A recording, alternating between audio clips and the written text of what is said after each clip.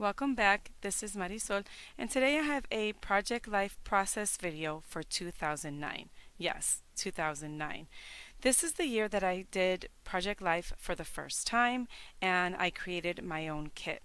I was looking through this album again, and I really love the album. It was the year that I took maternity leave with my daughter and my son, and I love, love, love the pictures, but I don't love the way that I documented the memories. So I've decided that I will be redoing this kit.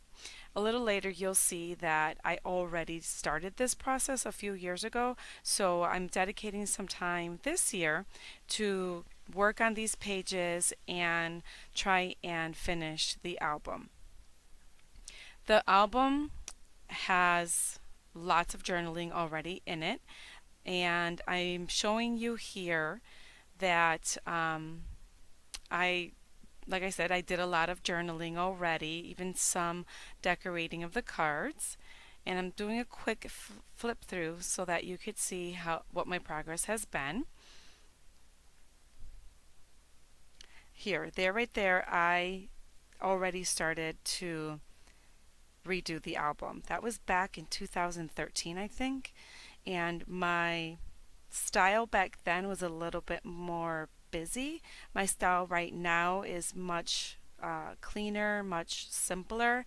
I won't be redoing these pages. I will only be redoing the original pages. So that's March, and you see that I have journaling, and it's back to the original, those original cards. The pictures in the album are really dark. The photo printer that I was using at home wasn't very good quality, but I won't be reprinting the pictures. I'm going to keep the pictures as they are. I'm really only going to be redoing the journaling cards and the title cards. That's another week that I redid using a citrus twist kit from a long time ago. Another thing I'll be doing is splitting the album in two. Currently, the album holds the entire year and it's very heavy. As I was working on the pages, I was really liking that 12 by 12 format.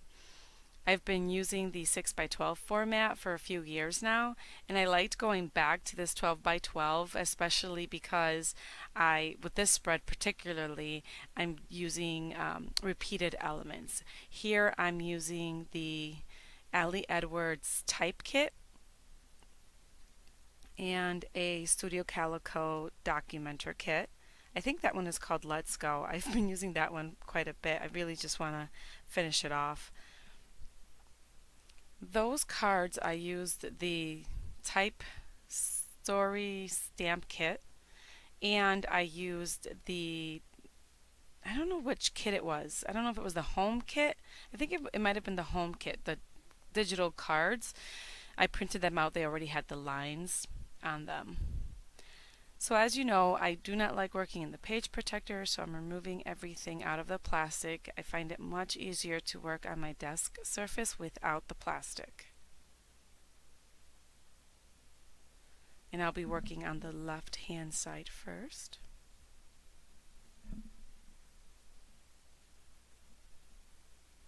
I actually still have the stamp set that I used to create those journaling cards. I don't purge very often. Right now I'm just arranging the cards so that I don't have any of the phrases repeated or any of the colors repeated right next to each other. I suppose I was overthinking it, but that's what I do sometimes.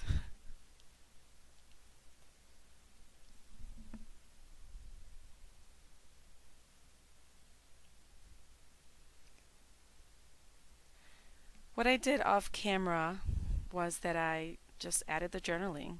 Now I'm using a roller date stamp that has the days of the week.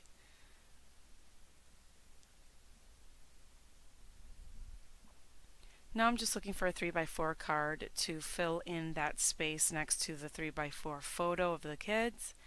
And I'll also be using the stamp set that came in the kit.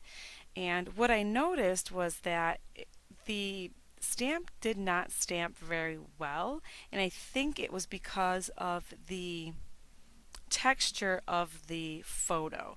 Like I said, the photo printer that I was using was not the best quality.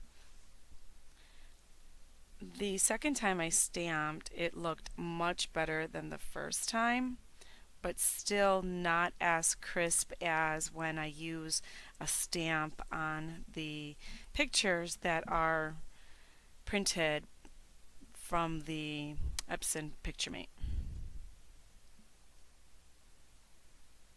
I ended up choosing that card that had the days of the week on it and a chipboard piece that complements the card.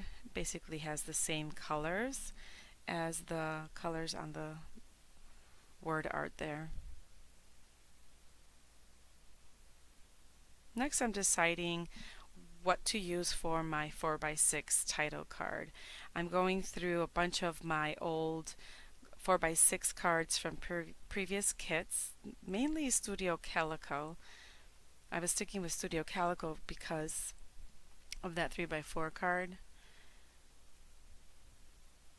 I'm glad that I bought those 4x6 pads, paper pads, because as you know, or maybe you don't know, but Studio Calico, their documenter kit does not come with a lot of the 4x6 cards. So I ended up using that 4x6 card there because it had all of the same colors as the 3x4 card. And now I am just fiddling with my stamps to determine how I'm going to document the week number and the dates. That stamp set that you see there is from Ellie Studio, and I really like it. It mimics the mega date stamp that Studio Calico came out with a long time ago. And I really like how clean and crisp though that font is. So I'm just stamping January 4th through 10th, week number 2.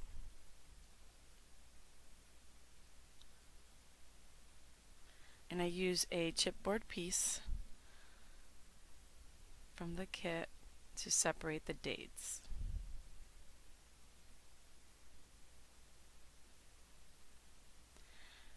I really like the way this card turned out.